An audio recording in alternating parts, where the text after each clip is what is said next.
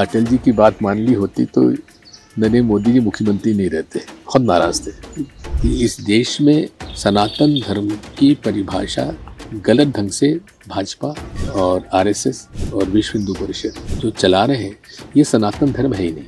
ज्योतिरादित्य सिंधिया जी चुनाव हारे तो बहुत डिप्रेशन में चले गए। उनको कभी उम्मीद नहीं थी, पैर छू के जिला था वो, कभी उनके खिलाफ चुनाव उनको हरा देगा और वो भी 1.5 लाख से, तो वो उसको बर्दाश्त नहीं कर पाए। मुझे जितना समर्थन छत्तीसगढ़ से मिला उतना समर्थन मध्य भारत से कभी नहीं मिला। जो शून्यता आती है जीवन में, मेरे जीवन में भी आई। मैंने अमृता से मुलाकात की, मैंने उससे शादी कर ली। जीतू पटवारी, उमंग सेनारिया, जयवर्धन सिंह, कौन बेहतर है?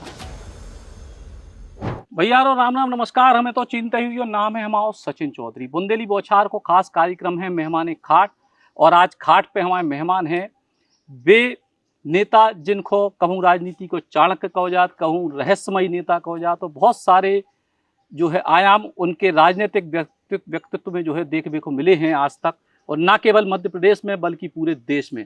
और उनको नाम है दिग्विजय सिंह जी। और दिग्विजय सिंह जी, मेहमान खाट में आज आपको स्वागत है। सर, ये जो कार्यक्रम है इसमें पूरा राजनीति, आप राजनीतिक व्यक्तित्व तो राजनीति की बात हुई है, लेकिन सफ़र की कहानी है पूरी की पूरी। और सफ़र की कहानी ऐसी कि आज़ादी के पहले आपको जन्म हो और आज़ादी के कुछ महीना पहले देश की, और इसके बाद 56 साल आपको सियासत में हो गए। पहली बार 1969 में आप नगर पालिका के अध्यक्ष बने। वहीं से कहानी शुरू करें आप, उसके पहले से करें कि पारिवारिक पृष्ठभूमि से राजनीति की तरफ कहाँ से आप पहुँचे, शिक्षा दीक्षा से होते हुए? पहली बात तो बुंदेली बौछारे बहुत बहुत धन्यवाद कि हमारो खाट पे साक्षात्कार हो रहा हो। वैसे तो हम बुंदेलखंडी थोड़ी बहुत बोल लेते हैं क्योंकि हमारे राहुगढ़ में बुंदेलखंडी बोली जाती है, लेकिन बात वह है कि ज़्यादातर बात आदत जो पड़ी है हिंदी बोलने की है। तो आज चले कोई तो आज हिंदी में बात करें तो ठीक अच्छा होगा। फिर भी जहाँ जरूरत पड़े तो हम थोड़ी बहुत बुंदेलखंडी बीच में बोल दें। शुरुआती जब शिक्षा दीक्षा, आपके पिताजी राघोगढ़ रियासत के राजा रहे, तो वहाँ से जब बात हुई कि आपकी शिक्षा दीक्षा इंदौर में हुई, फिर सियासत में आपकी एंट्री कैसे हो गई अचानक? पहले तो ये हमें कहीं पढ़ रहे थे कि पिताजी आपके जनसंघ से जुड़े रहे कभी? सवाल ही नहीं उठता। वो 1937 से महात्मा गांधी जी के से प्रभावित रहे और तब से वो खादी पहनते थे, ठीक है, और कांग्रेस के सदस्य रहे 1947 तक। जब महात्मा गांधी ने ये एक संदेश भेजा कि कांग्रेस पार्टी को अब रचनात्मक कार्यों में लगना चाहिए, उस समय उन्होंने कांग्रेस से इस्तीफा दे दिया। लेकिन जनसंघ, आरएसएस से कभी और हिंदू महासभा से कभी उनका कोई संबंध नहीं रहा। 1952 में उन्होंने पहला चुनाव लड़ा इंडिपेंडेंट, और वहाँ कांग्रेस को भी हराया और हिंदू महासभा को भी हराया और इंडिपेंडेंट चुनाव जीत के आए।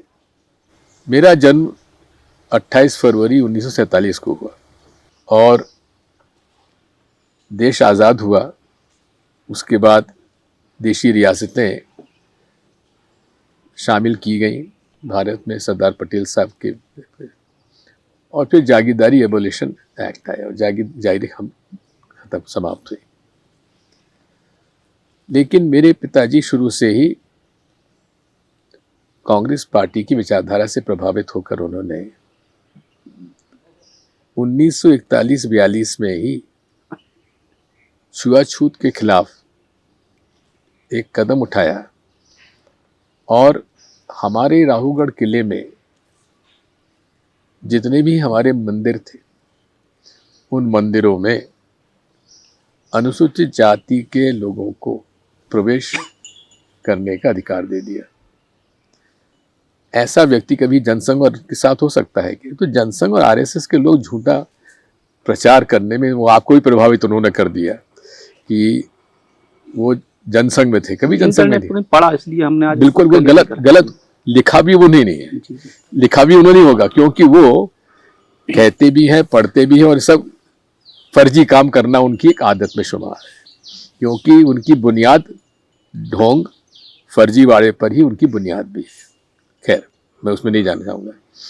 लेकिन उन्होंने मुझे करीब 4 साल 7-8 महीने का मैं रहूँगा, मुझे बोर्डिंग में भेज दिया। और उस समय इतने छोटे बच्चे कभी बोर्डिंग में जाते नहीं थे, तो मैं पहला बच्चा था बोर्डिंग में जो उस उम्र का पहुंचा था। 4.5 साल की उम्र में मैं फरवरी 1952 5 साल लगभग मैं ये समझिए कि 4.25 साल के आसपास जनवरी फरवरी में कर दिया था। और तभी से मेरा जीवन राघवगढ़ में नहीं बीता,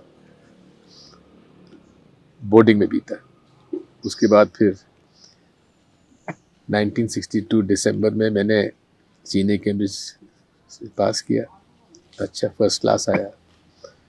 फिर इंजीनियरिंग में मैंने इंदौर में एडमिशन लिया, क्योंकि मैं गेम्स का शौकीन था। स्क्वॉश में नेशनल लेवल पर भी खेलता था।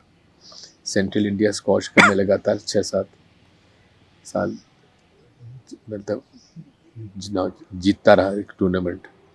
तो वहीं मैंने GSTI में मुझे एडमिशन मिल गया और इंदौर यूनिवर्सिटी को मैं क्रिकेट, हॉकी, स्क्वॉश और टेनिस में रिप्रेजेंट करता था। फर्स्ट ईयर में मेरी अटेंडेंस शॉर्ट हो गई। उसका कारण ये रहा कि यूनिवर्सिटी खेलता था, कॉलेज खेलता था, तो जो लिस्ट टंगी कि जिनकी अटेंडेंस शॉर्ट है, एग्ज़ाम में नहीं बैठने दिया जाएगा, उसमें मेरा नाम भी था। तो principal SM Dasgupta, doctor Dasgupta हुआ करते, जो IIT पवई से लेकर यहाँ आए थे। मैंने डायरेक्टली उनके पास पर्ची भेजकर मैं उनके आके जाके मिला, तो उन्होंने मुझे बुला लिया। मैंने कहा सर, मैं आपके कॉलेज को, यूनिवर्सिटी को रिप्रेजेंट करना हो, तो अगर मेरी अटेंडेंस शॉर्ट है तो और किसी कारण से नहीं है, आप लोग के उसमें रिप्रेजेंट करता रहा। तो कहने लगे तुम ये मत समझो कि इंजीनियरिंग कॉलेज में तुम आसानी से पास हो जाओगे। मैंने कहा मौका तो दीजिए, इम्तिहान में बैठने का अवसर तो दीजिए। तो उनका ठीक है जाओ। उन्होंने मुझे इम्तिहान में बैठने का मौका दे दिया और लगातार पहले फर्स्ट ईयर से 5th ईयर तक, फाइनल ईयर तक मुझे हमेशा फर्स्ट क्लास मिला। और फिर उन्होंने कभी अटेंडेंस भी शॉर्ट हुई तो कभी पूछा नहीं बाद में। उसके बाद मैंने पोस्ट ग्रेजुएशन के लिए US में इलिनॉय यूनिवर्सिटी में इंडस्ट्रियल इंजीनियरिंग के लिए फॉर्म भर दिया था। 67 में मेरे फादर की डेथ हो गई, मैं फाइनल ईयर में था। तो उसके बाद मेरी माँ ने कहा कि तुम कहाँ जाओगे, क्योंकि लक्ष्मण सिंह मुझसे 8 साल छोटे हैं, एक मेरी छोटी बहन, बड़ी बहनों की तो शादी हो गई थी, अब इनका ध्यान भी रखना है, तुम मत जाओ। ठीक है। अब इंजीनियरिंग कॉलेज की डिग्री लेकर हम राघवगढ़ में रहने लगे। अब वहाँ पर हमारी जो प्रॉपर्टी जो कुछ है वो देखभाल करते थे, ज़मीन भी थी, एग्रीकल्चर लैंड थी। अधिकांश ज़मीन जो हमारी जो अच्छी ज़मीनें थी वो हमारे पिताजी ने विनोबा भावे जी को सर्वोदय मूवमेंट में दान कर दी, लगभग 2000 बीघा से ज़्यादा। तो जो भी हमारे पास ज़मीन थी वो उसको डेवलप करने के लिए हमने प्रयास किया। बगीचा था, बगीचे में प्लांटेशन किए, आम, नींबू और संतरे के और जामफल के। इस तरह से इसी बीच में फिर नगर पालिका चुनाव हुआ राघवगढ़ में। उसमें 3 जनसंघ के जीते, 3 कांग्रेस के जीते और 2 इंडिपेंडेंट जीते। तो 8 पार्षदों ने मिलकर ये तय किया कि उस समय ये नियम था कि किसी भी मतदाता को अध्यक्ष चुना जा सकता है बिना पार्षद चुने। बिना पार्षद चुने। तो मुझे सबने सर्वसम्मति से अध्यक्ष चुन लिया, अध्यक्षता की। उसके बाद सब लोग मुझे पीछे पड़े। उस समय संवित सरकार बन गई थी, गोविंद नारायण सिंह जी मुख्यमंत्री बन गए थे, राजमाता साहब सिंधिया वहाँ की सांसद थी, गुना की। मेरे फादर ने हमेशा से कांग्रेस का सपोर्ट किया। 52 में तो खैर वो खुद लड़े थे। 57 में वो कांग्रेस का सपोर्ट किया, क्योंकि हमारी सीट रिजर्व हो गई थी रामनगर। 57 में, 62 में उन्होंने कांग्रेस को सपोर्ट, राम साहेब पांडे जी को सपोर्ट किया, वो कांग्रेस के कैंडिडेट थे। राजमाता सिंधिया चुनाव लड़ी थी 62 में, उनका सपोर्ट किया था 57 में, और 62 में राम साहेब पांडे जी का किया था।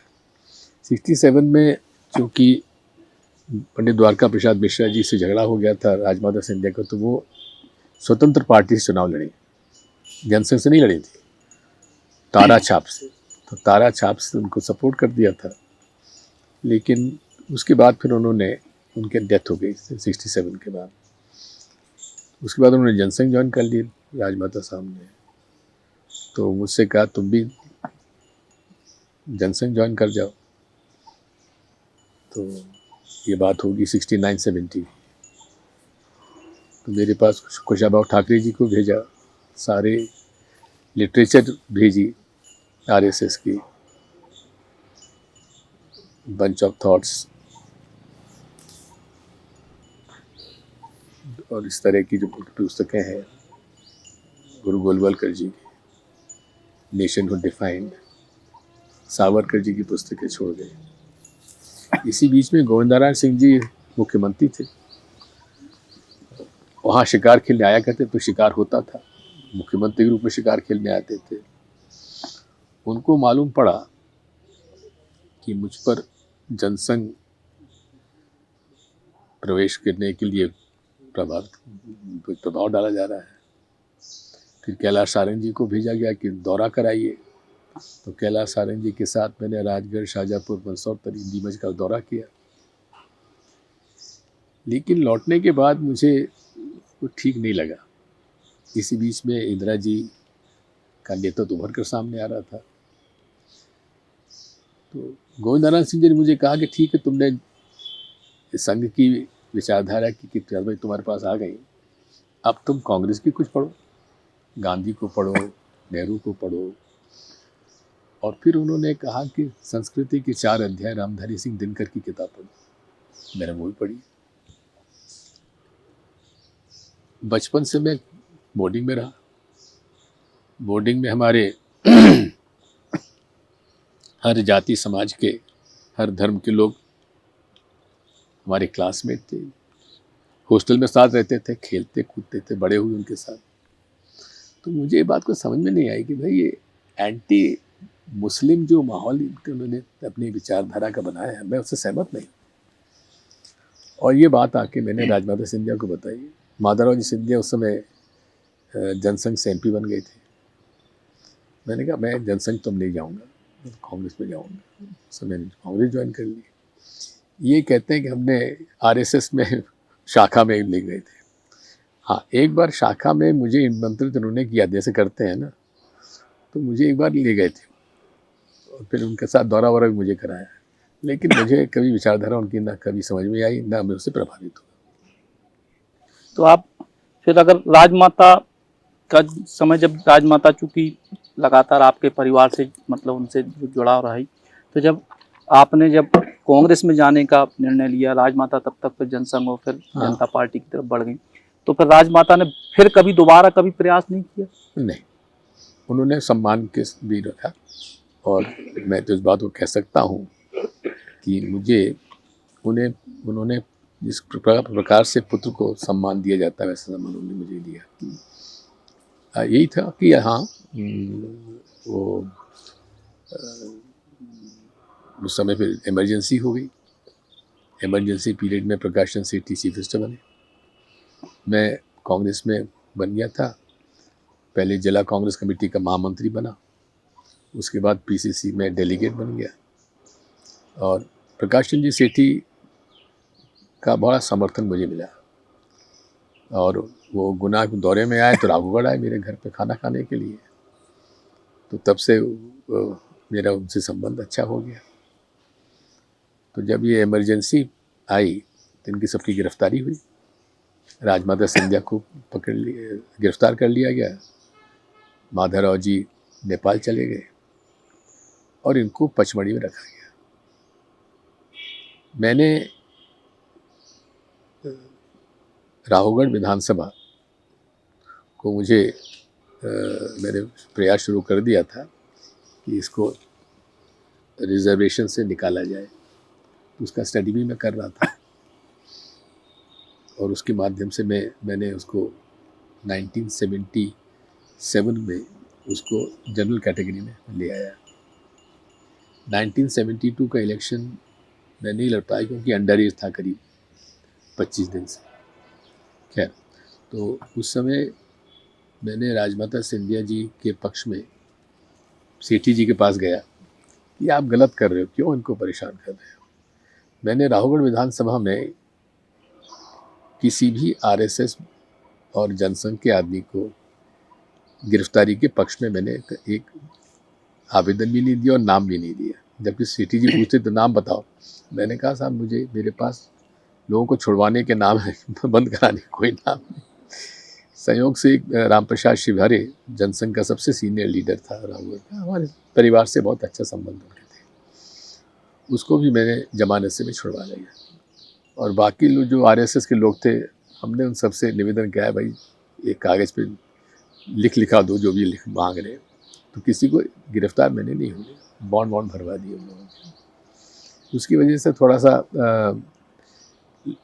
लोगों में सहानुभूति भी रही कि कल इस आदमी ने हमको परेशान नहीं किया। 77 का चुनाव है, 77 में भारी विरोध था कांग्रेस पार्टी का। मेरी माँ ने कहा कि भाई तुम निर्दलीय चुनाव लड़ो, इसमें तुम कांग्रेस से मत लड़ो। बहुत लोगों में नाराज़ी है कांग्रेस में। मैंने कहा माँ लड़ूंगा तो कांग्रेस से लड़ूंगा, निर्दलीय नहीं लड़ूंगा।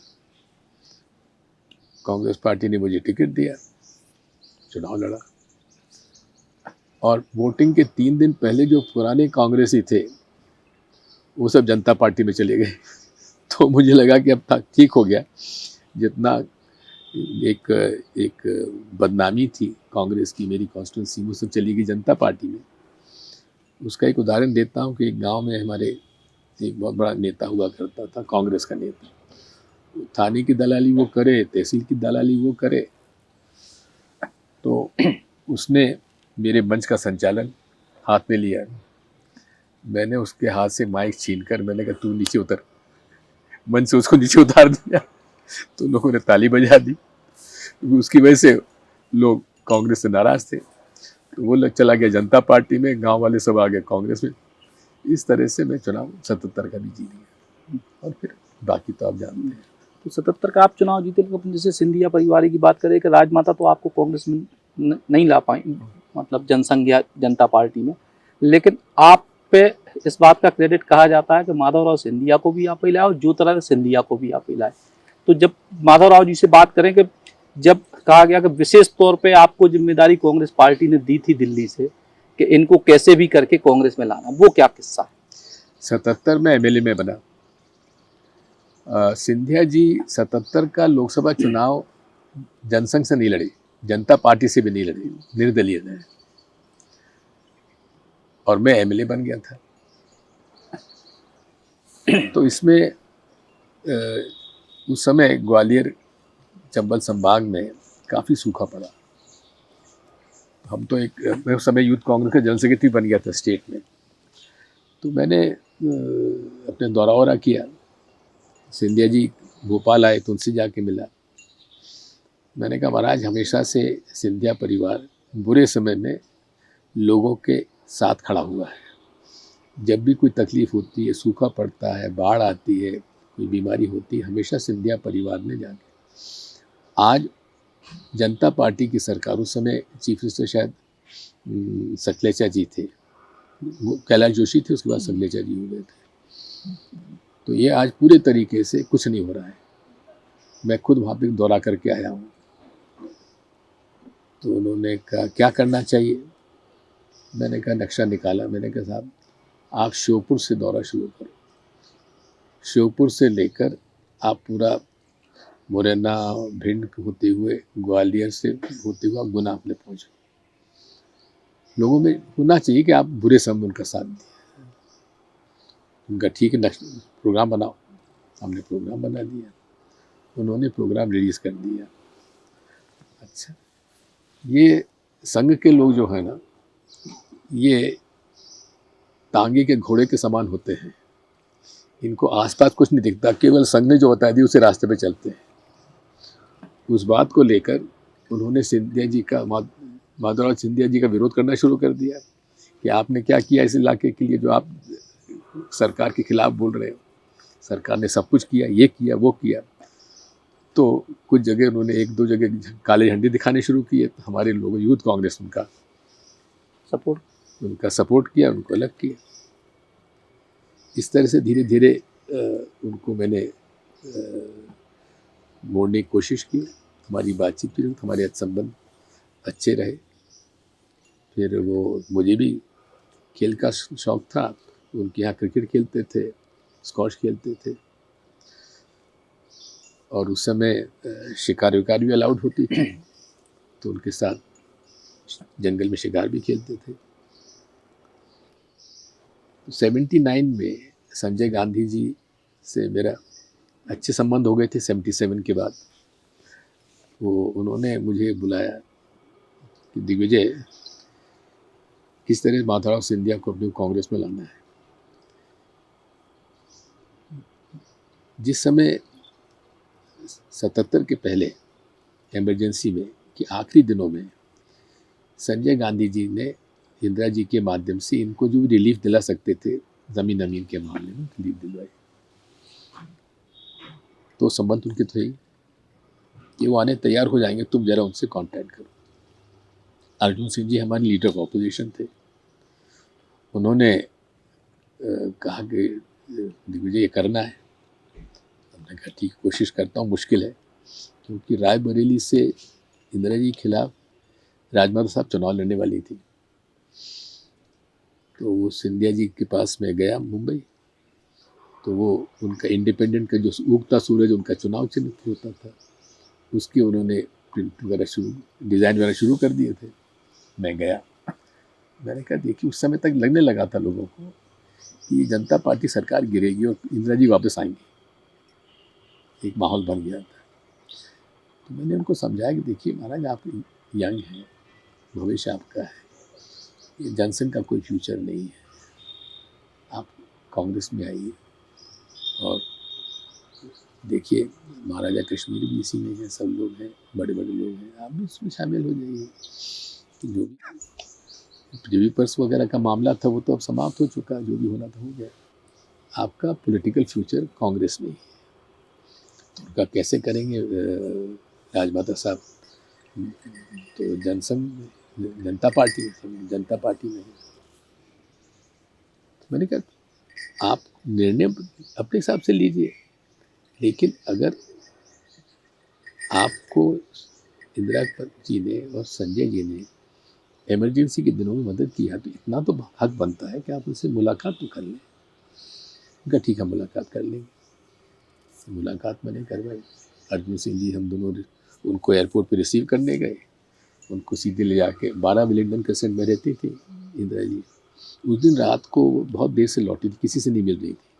तो अकेला माधवराव जी सिंधिया से उनकी मुलाकात हुई, और मुलाकात होने के बाद वो उस समय क्लैरिजेस होटल में रुका करते थे, क्योंकि डिस्प्यूट हो गया था वहाँ के, उनका जो सिंधिया पॉटरीज की, उस वजह से फिर इसमें इनकी चर्चा हुई। और चर्चा होने के बाद हमको क्लैरिज होटल में अर्जुन सिंह जी, मैं और वो माधवराव सिंधिया जी वहाँ गए। लेट इनकी माधवराव जी की महारानी साहब वो भी वहाँ थी, इनकी ज्योतिरादित्य जी की मदर। बातचीत हुई तो बताया कि संजय जी ने कहा है, मुझे 1 हफ्ते का समय दिया है कि इस बारे में निर्णय करें। तो मैंने 1 हफ्ते का समय मांगा है। तो इनके जो समर्थक थे ग्वालियर चंबल संभाग, उनको मैंने मैसेज किया कि भाई देखो, तुम लोगों का मामला भी फिट हो सकता है, महाराज को तैयार करो। तो 1 हफ्ते बाद वो लौट के आए कि ठीक, हमने तय कर लिया है, कांग्रेस ज्वाइन करेंगे। जाके उन्होंने कांग्रेस ज्वाइन कर ली। और उसके बाद संजय जी ने उन्हें राजमत अपनी मदर के खिलाफ कैंपेन करने के लिए मना किया। रायबरेली भेजा, वो कैंपेन करने गए। खैर वहाँ से जीत के आए, उनको मिनिस्टर बने इमीडिएटली। लेकिन लगभग इससे मिलती जुलती कहानी, इसके आगे की कहानी, अपन जब सिंधिया जी के पास चलते थे, ज्योतिरादित्य सिंधिया जी अब माधवराव जी के निधन के बाद तो आप ही उनको नहीं, देखिए वो तो स्वाभाविक था, क्योंकि माधवराव जी सिंधिया जी के और मेरे बहुत ही वर्किंग रिलेशनशिप हमारी बड़ी प्रैक्टिकल थी, प्रैग्मेटिक थी।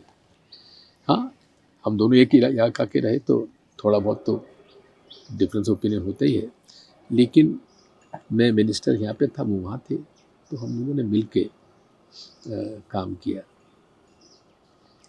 उस समय में वो मिनिस्टर नहीं बने थे, मिनिस्टर बने पहली बार राजीव गांधी जी कैबिनेट में, लेकिन इम्पोर्टेंट थे और नेहरू गांधी फैमिली के बड़े निकट हो गए थे, संजय गांधी के बड़े निकट हो गए थे, हम सबको इंस्ट्रक्शन का था। और उनके जितने ग्वालियर चंबल संभाग में केवल 2-3 कांग्रेस के लोगों को टिकट मिले, बाकी सब सिंधिया जी के लोगों को टिकट दे दिया गया। अब सारे कांग्रेसी मुझसे नाराज हो कि यार तुमने ये क्या किया दिग्विजय, हम लोगों के टिकट कटवा दिए, सिंधिया कांग्रेस बना दिया। मैंने कहा भाई क्या करे, संजय गांधी जी का हुक्म था। अनफॉर्चुनेटली सिंधिया जी उसमें संजय जी का एयर क्रैश में देहांत हो गया और अर्जुन सिंह जी उस समय मुख्यमंत्री बन गए 1980 में, उनकी कैबिनेट में मैं आ गया। तो माधवराव जी के साथ मेरे बहुत अच्छे संबंध रहे और उसी तरीके से मुझे बड़ा अनफॉर्चुनेट हुआ, आज माधवराव जी सिंधिया होते तो कभी भाजपा में नहीं जाते और कोई दूसरा विकल्प ही नहीं था। तो इसलिए ज्योतिरादित्य सिंधिया जी को हम लोगों ने सिंधिया से राज, और इसी बीच में माधवराव जी सिंधिया के संबंध राहुल जी, सॉरी इंदिरा जी, संजय जी के बाद राजीव जी, सोनिया जी, इनके परिवार के साथ बड़े निकट के संबंध हो गए थे। जब निकट के संबंध हो गए थे तो एक पारिवारिक रिश्ता बन गया था। तो स्वाभाविक है कि जब उनका दुखद देहांत हुआ, हम लोग सब उसमें उस दुख में हम लोग शामिल थे ही। और ज्योतिरादित्य सिंधिया जी अच्छे योग्य व्यक्ति थे, स्टैनफोर्ड से मास्टर्स करके आए थे, उनको इसमें शामिल किया गया। और जब तक मैं मुख्यमंत्री रहा तो कोई दिक्कत ही नहीं रही। मैं जब मुख्यमंत्री नहीं भी था उस समय माधवराव जी के साथ मेरा कोई प्रॉब्लम ही नहीं रहा। ज्योतिरादित्य सिंधिया जी जब तक मुख्यमंत्री रहा तो मेरे घर पे आके रुकते थे, सीएम रेसिडेंस। कहा गया को मतलब उनकी माता जी ने कहा था कि ट्रेनिंग लो, ऐसी कुछ कहानी है क्या? यही कहा था कि भाई इनकी मदर से माधवी राजे महाराज के से उनकी बड़ी कृपा रही मुझ पर, और मेरी को थोड़ा सा उन्होंने ये कहा कि देखो मुझे राजा कहती थी, हालांकि राजा महाराजा मैं तो उसको विश्वास करता नहीं हूँ कि राजा, ये बाल कहते थे उनको कि बाल को तुमको सिखाना चाहिए, उनको पॉलिटिक्स में एंटर कर रहे हैं। मैंने कहा पूरा करूँगा, कोई बात ही नहीं। उस समय सीएम था मैं, तो मेरे घर पे आके रुकते थे और पूरा मैंने उनका सहयोग किया उस वक्त। उसके बाद जब मैं सीएम नहीं रहा तो थोड़ा सा लोग बाग थोड़े फितरती तो होते ही, उन्होंने मेरे और ज्योतिरादित्य जी के बीच में, और मेरा 2004 के बाद थोड़ा सा ये था, कांग्रेस नहीं जीत पाई थी तो लोगों को मौका मिल गया इनके कान भरने का। लेकिन कभी भी माधवराव जी सिंधिया जी के साथ मेरा कहीं किसी विषय पर कोई पॉलिटिकल कॉन्फ्लिक्ट नहीं हुआ, हम लोग मिलकर काम करते थे। ज्योतिरादित्य सिंधिया जी के साथ भी मैंने हमेशा उनका साथ दिया। तो एक बार क्या हुआ कि मैं मेरे ऊपर, मैं आरएसएस के खिलाफ बोलते ही तुमको मालूम है, विशेषकर 2002 के बाद से, क्योंकि 2002 के अंदर मेरे पास ये प्रमाण मुझे मिला कि एक तो बॉम्ब रिकवर हुआ भोपाल स्टेशन पर, जो यहाँ के जो जो मुस्लिम्स का एक मेला लगता है बहुत बड़े पैमाने इस्तिमा इस्तिमा के समय स्टेशन पर एक बॉम्ब मिला, उसको उन्हें यूटिलाइज कर लिया। इसके बाद मऊ में मेरे कार्यकाल में एक मंदिर में बॉम्ब ब्लास्ट हुआ, और बॉम्ब ब्लास्ट हो जाने के बाद बीजेपी के लोगों ने मुसलमानों के घर जलाए। उसको मैंने स्पेशल इन्वेस्टिगेटिव टीम डाली, और उस स्पेशल इन्वेस्टिगेटिव टीम के माध्यम से जब जांच पड़ताल हुई तो पाया गया कि सुनील जोशी, जिसके बाद में मर्डर कर दिया गया, वो और उसके साथ कुछ और लोग एक फार्म हाउस पर ये लोग बॉम्ब बनाने की ट्रेनिंग देते थे, और इन्होंने ही बॉम्ब ब्लास्ट करवाया था। उस बात को मैंने उजागर किया, और मैंने एक पॉलिटिकल स्टैंड लिया कि आरएसएस जो है हिंदू मुस्लिम में झगड़ा कराती है। मैंने शुरू से ही एक आइडियोलॉजिकली मैं गांधीयन नेहरूवियन पॉलिसी को मानता रहा, और इंडियन कॉन्स्टिट्यूशन में जो SC ST का रिजर्वेशन है और जो OBC का है, उसके हमेशा से मैं पक्षधर रहा हूँ। कई बार अपर कास्ट के लोग मुझसे कहते भी थे कि तुम अपर कास्ट के हो, क्यों इस पर ज़्यादा पढ़ते हो, लेकिन मैं आज भी कन्विंस्ड हूँ, उस समय भी कन्विंस्ड था और आज भी और तो ज़्यादा कन्विंस्ड हूँ कि इस देश में सनातन धर्म की परिभाषा गलत ढंग से भाजपा और RSS और विश्व हिंदू परिषद ये जो चला रहे हैं, ये सनातन धर्म है ही नहीं।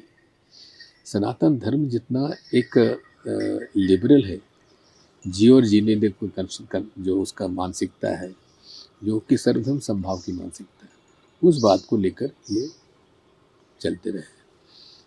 तो उसके बाद मैंने हमेशा से इसका विरोध करता रहा। मेरी लड़ाई आज किसी पद की नहीं है, किसी पर्सनल उसकी बात नहीं है। 10 साल में जब मुख्यमंत्री रहा, उसके बाद जब मैंने छोड़ा, पूरी भाजपा पूरी संघ मेरे पीछे पड़ गई कि इसके खिलाफ कुछ ढूंढो। कुछ नहीं पकड़ पाए, क्योंकि मैं चीफ मिनिस्टर विदाउट पोर्टफोलियो था, कोई निर्णय मैंने लिए नहीं, ना फाइल पे मैंने कोई दस्तखत किए, तो उसमें बचा रहा। और 3 मेरे खिलाफ कुछ केसेस उन्होंने बनाए। उसमें एक तो ये था कि मैंने रीवा के कुछ ब्राह्मणों को नियुक्ति दे दी थी। दूसरा एक वहाँ पे देवास में स्टेट बैंक ऑफ इंडिया ने ऑक्शन की थी ज़मीन, उसके बारे में, और एक मॉल की पॉलिसी हमने बनाई थी उसके बारे में। तो उसमें कुछ बात होनी नहीं। CBI की इन्वेस्टिगेशन भी इन्होंने करवाया, लेकिन उसमें कुछ, तो इस बात को लेकर हमेशा से ये लोग मेरे खिलाफ माहौल बनाते रहे, जिसकी वजह से आपने खुद ने कहा कि आप जनसंघ में चले गए नहीं। इसलिए आज मेरी लड़ाई आइडियोलॉजिकल है, विचारधारा की है।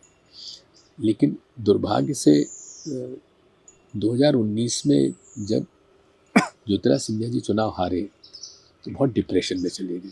उनको कभी उम्मीद नहीं थी कि एक KP यादव जिसके पिता उसके वर्कर थे और वो उनका खास पैर छू के जिला था, वो कभी उनके खिलाफ होकर चुनाव उनको हरा देगा, और वो भी 1.5 लाख से। तो वो उसको बर्दाश्त नहीं कर पाए, बहुत डिमोरलाइज थे। उसी माहौल में थोड़ा बहुत जिस तरह का उनको लगता था कि मेरे साथ अन्याय हो रहा है, उसको हम लोग रिजॉल्व नहीं कर पाए, क्योंकि किसी विरोधाभास पॉलिटिक्स में हैंडल करना भी एक कुशल राजनीति होती है। उसमें हमारी कहीं ना कहीं कमी रही। तो वो कुशलता में कमलनाथ जी की कमी रही कि सामूहिक? देखिए, ये तो मैं नहीं कह सकता। अब आपको याद होगा 93 में CM बना, अर्जुन सिंह जी का नरसिम्हा राव जी से विवाद हो गया। वो कांग्रेस छोड़ के तिवारी कांग्रेस उन्होंने बना ली।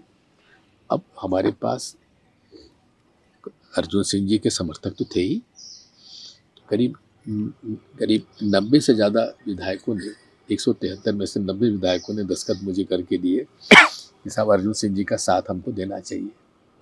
तो मैंने कहा ठीक है, सब साथ हमको देना ही चाहिए, लेकिन फिर सरकार अपनी नहीं बचेगी, इसलिए पहले अर्जुन सिंह जी से अपने को बात करना चाहिए कि वो नरसिम्हा राव जी से मैं लड़ने को तैयार हूँ, लेकिन उनसे एक बार बात करना जरूरी है कि अगर वो वापस ले लें अर्जुन सिंह जी को, तो हमारी समस्या हल हो जाएगी, दोनों मिलकर काम करें।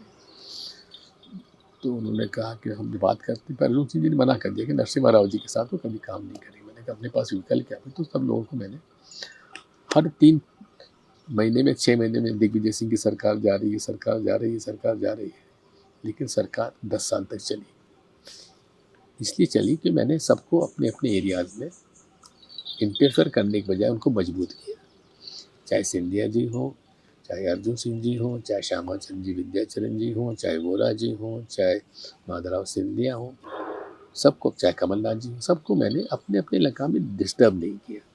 कारण ये है कि मध्य प्रदेश ऐसा एक स्टेट है जहाँ अलग अलग कल्चर है, अलग अलग उनकी भाषा है, डायलेक्ट है, और उसमें हम लोग, अगर हमारे ऐसे लोग जिनकी पीढ़ी बीत गई कांग्रेस में, उनकी लीडरशिप को क्यों चैलेंज करें।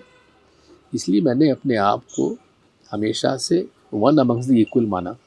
मैंने ये नहीं कहा कि मैं ही लीडर हूँ, उस वजह से मुझे कोई दिक्कत नहीं। लेकिन जब आपके मुख्यमंत्री बनने का समय, उस समय आप सांसद थे, जब आपको मुख्यमंत्री, उस 92 समय भी अर्जुन सिंह जी भी स्वाभाविक तौर से दावेदार होंगे, माधवराव सिंधिया जी, अर्जुन सिंह नहीं। तो आपका नाम अचानक से कैसे आया और आपको कब खबर मिली? ऐसा है, मैंने कभी अपने आप को चीफ से कैंडिडेट डिक्लेयर नहीं किया, लेकिन जब बहुमत मिला तो मुझसे पूछा गया। मैंने कहा भाई देखिए, ये विधायक दल को तय करना है, और विधायक दल के जब तय करना है तो प्रदेश कांग्रेस का अध्यक्ष एक नेचुरल कैंडिडेट होता है। अगर विधायक दल मुझे बहुमत देता है तो मैं मुख्यमंत्री बनने तैयार हूँ। ये कब मैंने किया, जबकि हमको बहुमत मिल चुका था। तो उसका पार्टी ने सीधा आपका नाम भेजा कि विधायक दल से वोटिंग हुई। श्यामाचरण शुक्ला जी और मेरे बीच में वोटिंग हुई, और श्यामाचरण जी से मैं तो बात करता हूँ कि 1972 में वो चीफ थे जब मैं कांग्रेस में आया, और उनका बहुत बड़ा श्रेय मुझे कांग्रेस में लेने का। और मेरे श्यामाचरण जी शुक्ला जी के परिवार से बेहद अच्छे रिश्ते थे, आज भी हैं। आज भी अमितेश और उनका बेटा भवानी, ये लोग बिल्कुल मेरे पारिवारिक रिश्ते हैं। तो हम दोनों के बीच में चुनाव हुआ और मुझे ज़्यादा समर्थन मिला, मैं मुख्यमंत्री बन गया। लेकिन उसके बाद मैंने सबको अपने अपने इलाके में जितना मैंने महत्व दे सकता था मैंने दिया। यहाँ तक कि श्रीनिवास तिवारी जी और अर्जुन सिंह जी की काम नहीं पड़ती थी, दोनों एक ही इलाके के थे, मध्य प्रदेश के थे, लेकिन मैंने दोनों का सम्मान करा। और बिना अर्जुन सिंह जी को बताए मैंने श्रीनिवास तिवारी जी को विधानसभा के अध्यक्ष के लिए तैयार किया। और एक बात मैं कह सकता हूँ कि 10 साल तक वे अध्यक्ष रहे, कहीं मुझे कहीं दिक्कत नहीं आई। और वो बड़े एक ग्रास रूट पे काम करने वाले व्यक्ति थे। और एक बात मैं आपको और बता दूं, अर्जुन सिंह जी और श्रीनिवास तिवारी जी बेहद पॉलिटिकल लोग थे, और वो हमेशा से जब भी कोई दिक्कत आती थी तो बैठ के बात करके निपटा लेते थे। तो मैं हमेशा इस बात को कहता था कि भाई इन दोनों बड़े लीडर्स के बीच में मत पड़ना, ये दोनों को सपोर्ट करो, और कोई दिक्कत आए तो इन दोनों को सुलझाने दो मामला। 98 के जब टिकट बट रहे थे तो फतेहदार जी, मैंने उस समय सोनिया जी अध्यक्ष बन गई थी, मैंने कहा आप पूरे रीवा डिवीज़न को, फतेहदार जी के संबंध दोनों से बहुत अच्छे थे, तो आप उनको सौंप दो ये काम, तो वो दोनों को बैठा के जो सूची बनाएंगे हम उसको एक्सेप्ट कर लेंगे। तो वहाँ सफलता भी हमको मिली। बात वही है, पॉलिटिक्स क्या है, पॉलिटिक्स विचारधारा के साथ रास्ते पे चलते हुए एक जो महत्वाकांक्षाएं हैं, उन महत्वाकांक्षाओं को समझते हुए किसी को अपमानित मत होने दीजिए, उसको सम्मान के साथ जोड़ के रखिए। और थोड़ा बहुत होता है तो आगे पीछे एडजस्ट हो जाता है। कई ऐसे इश्यूज थे, हर ज़िले में महत्वाकांक्षाएं होती हैं, तो कोई भी बात होती थी मैं लोगों को बैठा के सामने बैठा के बात कर देता था कि भाई एक तेरी बात मान ली, एक तेरी बात मान ली, अब जा झगड़ा मत करो, सरकार चलानी है। तो चल गया मामला, तो अंदर तो चल गया। विपक्ष के नेताओं से भी आपके उत्ते में तो संबंध, हमें कुछ लोगों ने, मतलब पुराने लोग बताते हैं कि सीएम हाउस से गाड़ी उतर के सीधे नेता प्रतिपक्ष के यहाँ चाय पीने चली जाती थी। ऐसा नहीं है। विक्रम वर्मा और हम एक हम उम्र रहे। मैं इंजीनियरिंग कॉलेज में था, वो क्रिश्चियन कॉलेज में थे, और वो अभी एबीवीपी में थे, और उनके गुरु महेश जोशी जी हमारे कांग्रेस के, यूथ कांग्रेस के नेता थे। तो विक्रम से मेरे बहुत निजी संबंध है, आज भी हैं। और उनके हमेशा हर प्रोग्राम में, हर पारिवारिक प्रोग्राम में मैं जाता हूँ, और उनके बच्चों से, भाभी से मेरे बहुत अच्छे संबंध रहे। तो वो विपक्ष के नेता चुने गए। उस समय विपक्षी नेता जब चुने जा रहे थे, तो मैंने पटवा जी से कहा कि पटवा जी, आप गलत व्यक्ति को सपोर्ट कर रहे हैं, आप विक्रम को सपोर्ट करें, वो इस नेता बनेगा। तो उसमें बात चल गई थी, 2 बीजेपी हो गई है, एक बीजेपी सेंटर की और एक बीजेपी डी हो गई है। हालांकि विक्रम वर्मा जैसा कमिटेड आदमी मैंने नहीं देखा, बहुत कमिटेड तरीके से उसने कभी समझौता नहीं किया। मेरे तो सबसे अच्छे संबंध बाबूलाल गौड़ साहब से रहे, बाबूलाल गौड़ से संबंध रहे, पटवा जी से बहुत अच्छे संबंध रहे। पटवा जी को तो जब भी, असल में उनकी तबीयत ठीक नहीं रहती थी, जब भी उनको दाल बाफले खाने होते थे तो मुझे फ़ोन करते थे, यार तुम बहुत दिनों से खाने नहीं आए दाल बाफले, क्योंकि बाई जी उनको खाने नहीं देती थी। तो मैं कहता था, अच्छा पटवा जी मैं फला देता हूँ, बाई जी से कहो दाल बाफले बनाए। तो वो कहते, देखो उनको दिग्विजय सिंह बाफले खाना आना चाहिए। तो सबसे मेरे वो भारती से मेरे बड़े अच्छे संबंध रहे, सबसे आज भी है। ऐसा कि मैंने कोई पॉलिटिकल लड़ाई किसी से, मतलब निजी लड़ाई नहीं लड़ी। हाँ, पॉलिटिकल लड़ाई मैं लड़ता हूँ, कैलाश विजयवर्गीय से आज भी मेरे संबंध है। प्रहलाद, हाँ एक बात है, मैं इसको ओन अप करूँगा, प्रहलाद पटेल के साथ मैंने अन्याय किया। कारण ये था कि मेरे गुरु स्वामी स्वरूपानंद जी और इनके गुरु का बहुत 36 का आंकड़ा था।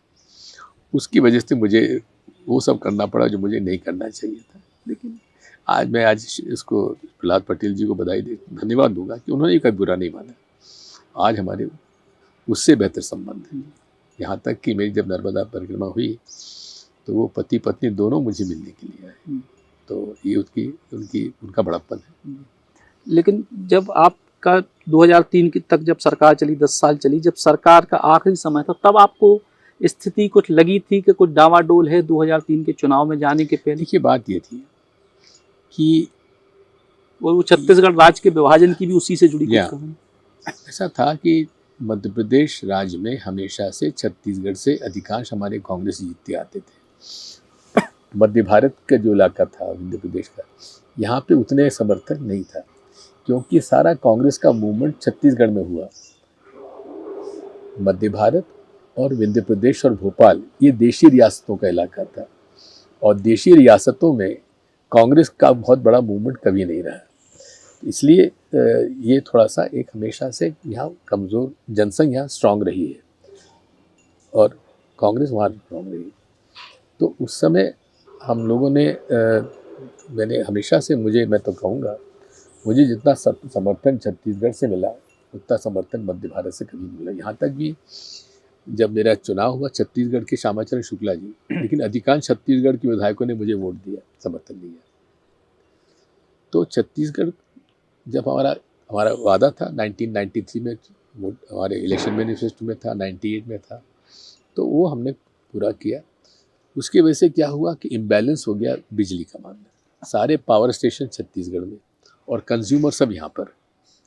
उसकी वजह से बिजली में बहुत संकट आया, उसकी वजह से मुझे काफ़ी बदनामी का झेलना पड़ी। साथ में SC ST का मैंने प्रमोशन में भी आरक्षण कर दिया था, जिसकी वजह से सरकारी अधिकारी कर्मचारी अपर कास्ट के उनको काफ़ी दिक्कत आई और सुपरसीड कर दिया गया SC ST के अधिकारी कर्मचारियों में। उसकी वजह से भी मुझे काफ़ी दिक्कत। तीसरा, जो हमने लैंड अलॉटमेंट किया SC ST के, उसकी वजह से गांव में थोड़ी दिक्कत आई, और मैंने स्ट्रांगली उसके पक्ष में काम किया। जिन लोगों ने उनकी ज़मीन पे कब्जा किया, उनके खिलाफ मैंने सख्ती से कार्रवाई की। तो ये माहौल उसके खिलाफ बन गया था। मुझे लग तो रहा था मुझे दिक्कत आएगी, लेकिन उसी समय ये इलेक्ट्रॉनिक वोटिंग मशीन आ गई, और वो उस समय हमारी किसी की ट्रेनिंग थी नहीं। जो पोलिंग पार्टी थी वो सारी की सारी एंटी दिग्विजय सिंह थी। तो एंटी दिग्विजय सिंह होने के नाते कि उन्होंने कहा ये दिग्विजय सिंह जो है, जो SC ST को बहुत मदद करता है, और मुसलमानों को सपोर्ट करता है।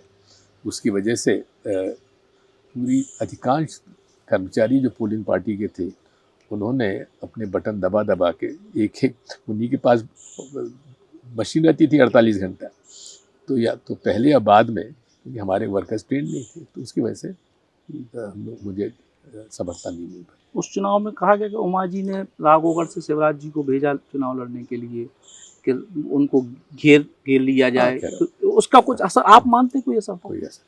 आप पूरे प्रदेश में रहे? मैं पूरे प्रदेश में घूमा। मैं तो रात को आखिरी 1-2 दिन प्रचार करने जाता था जी। राघवगढ़ में मुझे कोई दिक्कत नहीं था। तो इसके बाद जो आप आफ्टर दिग्विजय सिंह आपने फिर प्रतिज्ञा ले ली कि 10 साल कोई पद नहीं लेंगे, कोई चुनाव नहीं लड़ेंगे। फिर 2003 से लेके 2023 तक के जो चुनाव हुए, बीच में एक बार सरकार आपकी जैसे तैसे बनी। ये 20 साल मतलब ऐसी क्या स्थिति रही कि लोग भाई भाजपा वाले तो कहते कि भाई ये बंटाधार वाला तमगा हमारा 10-20 साल चलेगा, 20 साल चल गया और चलेगा, तो फिर वो क्या दिक्कत है? ऐसा था, दोबारा उतनी वापसी क्यों नहीं हो पा रही कांग्रेस? बात ये है 2006 में मेरी शिकायत की गई हमारे कांग्रेस के लोगों ने सोनिया जी से कि दिग्विजय सिंह जो हैं इनको आप मध्य प्रदेश से अलग रखिए, और मध्य प्रदेश से अलग रख के जब तक वो नहीं रखेंगे हम लोग नहीं जीत पाएंगे। तो मैडम ने मुझसे कहा कि दिग्विजय तुम थोड़ा सा AICC पूरे मुझे जल सेक्रेटरी बना दिया गया था, आंध्रा कंबाइंड आंध्रा का, उड़ीसा का, फिर बाद में यूपी का भी बना दिया, फिर वहाँ के बिहार का भी मुझे बना दिया, उड़ीसा बड़ी बड़ी स्टेट्स को मुझे दी, और पूरा विश्वास वो करती थी। उनका बात मैंने मान ली। मैंने कहा ठीक है। उन्होंने कहा कि जब तक PCC तुमसे ना कहे तुम मध्य प्रदेश का दौरा मत करो। मैंने कहा ठीक है। तो मैंने दौरा करना बंद कर दिया। केवल दौरा करना ही बंद नहीं किया, मैंने विधानसभा में किसको टिकट दिया जाए इसके पैरवी भी मैं नहीं करता था। भाई जिसको आपको टिकट देना दो, मुझे क्या है। तो जब 8 में हार गए, 8 में तो जीतना हमारा एक बड़ी आसान था, क्योंकि उस समय उमा भारती तो सरकार उन्होंने पार्टी दूसरी बना ली थी, लेकिन उस समय भी हम लोग चुनाव नहीं जीत पाए। कारण जो भी रहे उसका तो विश्लेषण किया ही होगा। फिर मुझे लगा कि यार 2008 भी हार गए, 13 भी हार गए, तो कुछ करो। तो क्या करें? नर्मदा परिक्रमा करो। तो मैंने अमृता से कहा, दुर्भाग्य से मेरी स्वर्गीय पत्नी आशा का निधन हो गया था, तो उसके बाद जो शून्यता आती है जीवन में, मेरे जीवन में भी आई। मैंने अमृता से मुलाकात की और वही तो मैंने उससे शादी कर ली। उसको भी मैंने कहा तुम चल ना चलो। अच्छा, उसने राज्यसभा टीवी में काम करती थी, लेकिन जब राज्यसभा टीवी में कब्जा भाजपा का हो गया तो उसने इस्तीफा दे दिया। तो उसने कहा कि मैं इनके साथ काम नहीं कर सकती। तो ठीक है। तो मैंने कहा पैदल चलना पड़ेगा, उनका चलेंगे, और नहीं चल पाया तो गाड़ी में बैठ जाएंगे। चलो। तो वो चली साथ में, पूरा समय चली, और उसको बुखार में चली, बरसते पानी में चली, सर्दी में गर्मी में चली। तो उसकी वजह से और फिर हमने पुराने जितने कांग्रेसी हमारे नेता जो घर बैठ गए सब बाहर के निकल के आ गए। फिर भैल जोशी जी के निर्देशन में हमने पंगत में संगत करी। कमलनाथ जी अध्यक्ष बन गए थे, तो उससे सारे लोग कांग्रेसियों को जोड़ दिया, तो जीत भी गए। अब दुर्भाग्य सरकार नहीं चल पाई, क्या किया। लेकिन फिर 2023 में भी वही स्थिति बनी। 2023 में देखिए ऐसा एक बात है सचिन, मैं रहूं ना रहूं, एक दिन ये बात साबित होगी कि इलेक्ट्रॉनिक वोटिंग मशीन को ये मैनिपुलेट करते हैं, और मैनिपुलेशन इन्होंने शुरू किया है 2012 के बाद। पहला मैनिपुलेशन किया था गुजरात में 2012 में, फिर उन्होंने 2014 में किया, 19 में किया, और ये मैनिपुलेशन जो है ये वीवीपैट मशीन के आने के बाद बढ़ गया है। क्योंकि वीवीपैट मशीन में सिंबल आइडेंटिफाइड होता है, और जब सिंबल आइडेंटिफाइड है तो आप किसी भी माइक्रो प्रोसेसर को ये संदेश दे सकते हैं कि साहब आप इतने वोट जो डल रहे हैं उसमें से इतने वोट इसकी तरफ डाल दीजिए। ये बड़े सॉफ्टवेयर में किसी भी सॉफ्टवेयर इंजीनियर से आप पूछ सकते हैं, और वही हो रहा है। लेकिन मैं आपसे बताता हूँ कि 2023 का इलेक्शन में मेरा अंदाज़ा था हमको 132 सीटें मिलेंगी, और उस समय आप देख लीजिए कि 10,000 वोट का इधर उधर होने से 20,000 का फर्क पड़ता है। तो लगभग हम लोग 66 प्लस 136 माइनस 66 जितनी सीटें बचती हैं, 70 सीटें, वो हम लोग 20,000 से कम से हारे।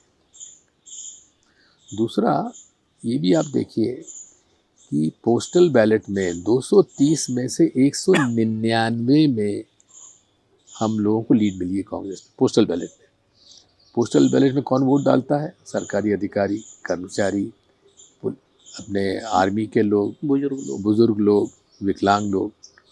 ऐसा थोड़ी हो सकता है कि उनका पोस्टल बैलेट का मत और मशीन का मत में इतना फ़र्क हो जाए। अगर 230 में से 199, 199 आउट ऑफ 230 हमको लीड दे रही है, तो मशीन के चुनाव में हम कैसे हार गए? और मेरा तो अब इतना ही कहना है कि आप एक नागरिक के रूप में मेरे अधिकार हैं कि मेरा नाम जो है, नागरिक मैं हूँ भारत का, मेरा नाम मतदाता सूची में होना चाहिए।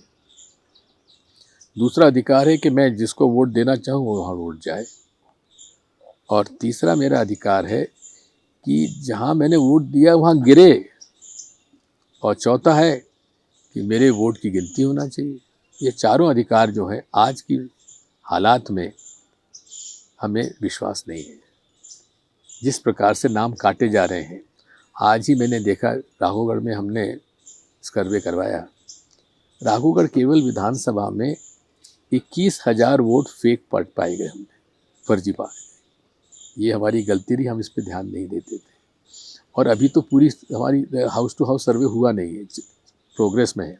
अब आप समझ सकते हो कि 21,000 वोट जो है फर्जी वोट है, वो किसको गया होगा? हमको तो आया नहीं है। आप समझ सकते हो कि एक तरफ जयवर्धन 18 में जीतता है करीब 36 हज़ार से, और घट के हो जाता है 4,500। तो कहीं ना कहीं कुछ गड़बड़ तो है। गड़बड़। बस कुछ और सवाल छोटे छोटे कि एक आपके प्रभार को लेके वो एक बड़ा पॉजिटिव एक दो रहा और एक नेगेटिव रहा। जब आप उत्तर प्रदेश के प्रभारी बने लोकसभा के चुनाव में 2009 में, आपने अप्रत्याशित सफलता मिली। फिर एक बार जब आप गोवा के प्रभारी रहे, वहाँ सरकार नहीं बन पाई। लेकिन भूल जाइए, ये क्यों भूल जाते हैं कि हमारी 6 सीटों से हम लोग 17 सीटें पहुंचे। लेकिन भाजपा वालों ने एक बड़ा मतलब माहौल बनाया कि दिग्विजय सिंह जी गोवा घूमते रहे और सरकार नहीं बन पाई। बेकार बात ऐसा है, आप वहाँ का रिजल्ट उठा के देखिए। भाजपा को मिली 13 सीट, हमको मिली 17 सीट, जबकि उसमें सरकार भाजपा की थी। 6 सीटें जब मैं वहाँ का चार्ज मिला तो 9 सीटें गोवा की थी, घट के 6 रह गई थी। उस समय हमने ऑर्गेनाइज किया और लोग वह कहते थे आम आदमी पार्टी की सरकार बन जाएगी। आम आदमी पार्टी की जमानत जब्त हुई और जो उनका सीएम कैंडिडेट था उसकी भी जमानत जब्त हुई। तो 6 सीटों से बढ़ाकर दिग्विजय सिंह के कार्यकाल में 17 सीटें मिली। ये असफलता है क्या? आप बताइए, ये तो रिकॉर्ड है।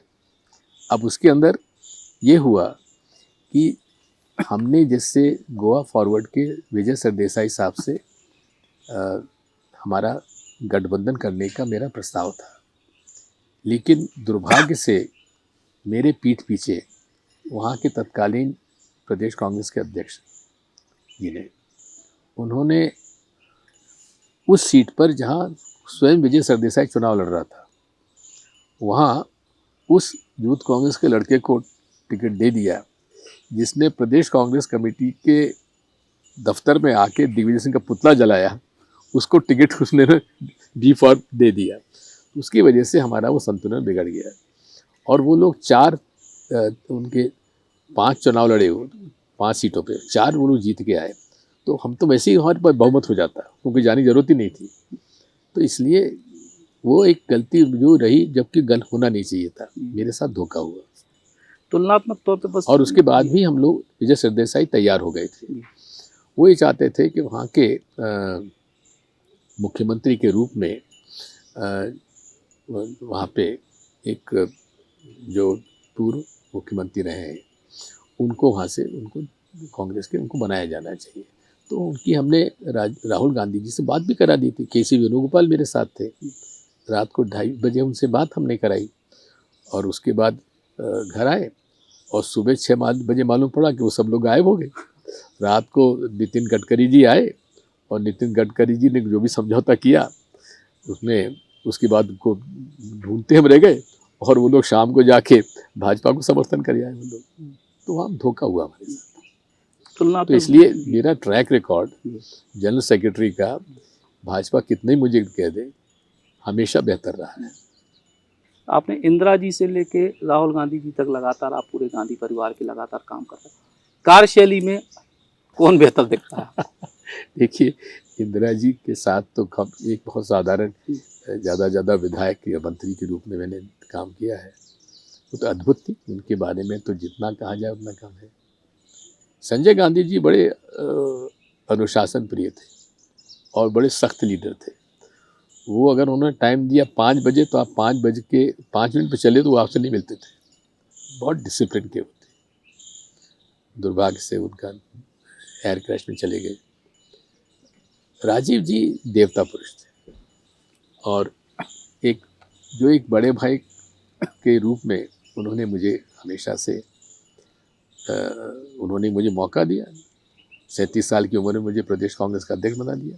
ये राजीव गांधी जी की देन थी और इतना सरल स्वभाव के व्यक्ति थे और मैं कभी भुला नहीं सकता उनको।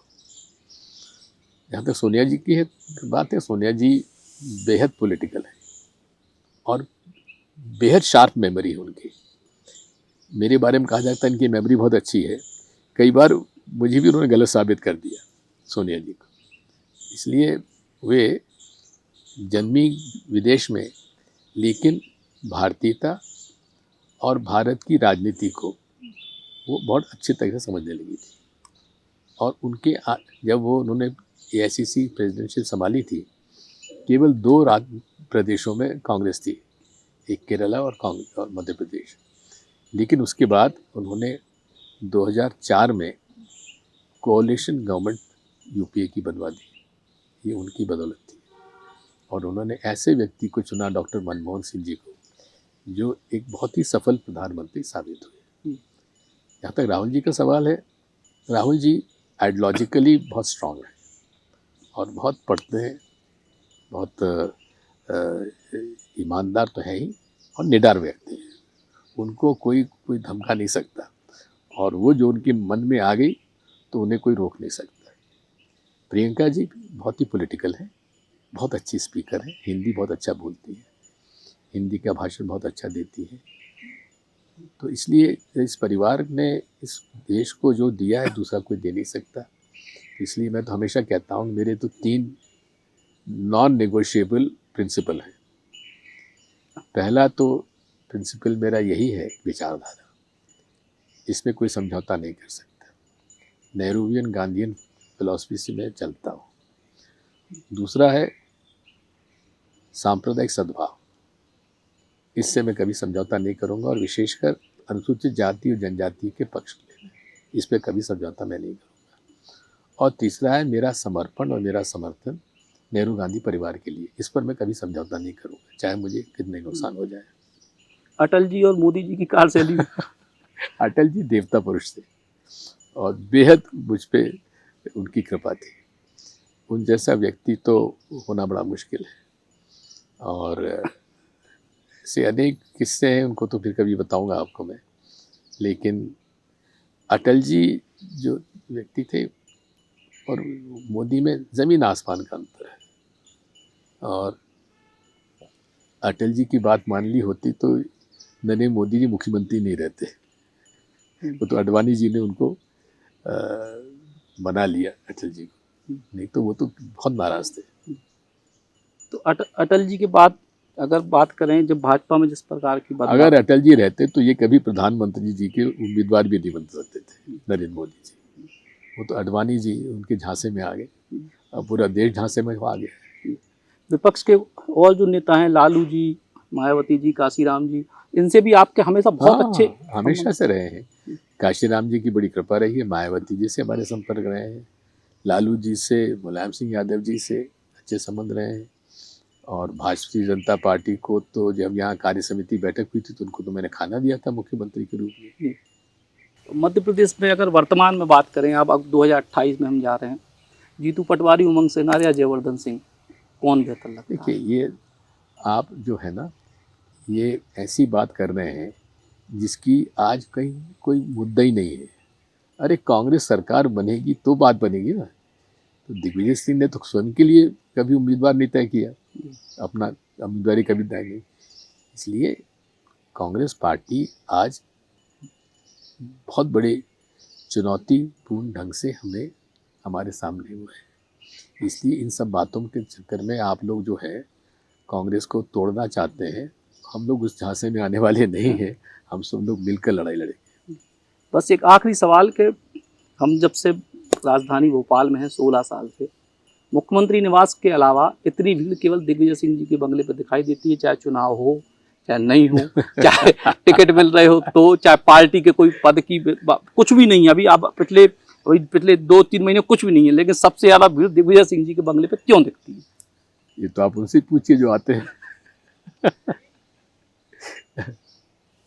फिर भी आपको मतलब अपने आप में एक मतलब ये तो कहीं ना कहीं लगता होगा ना कि यार ये मतलब हम लोगों को मतलब दर्शकों के हिसाब से कि ऐसी कौन सी खास बात है? ये तो स्वाभाविक सी बात है कि दिग्विजय सिंह इस कद के नेता हैं कि अभी भी कांग्रेस में किसी को भी कुछ बनवा सकते हैं, इतने लोगों को ये भरोसा है।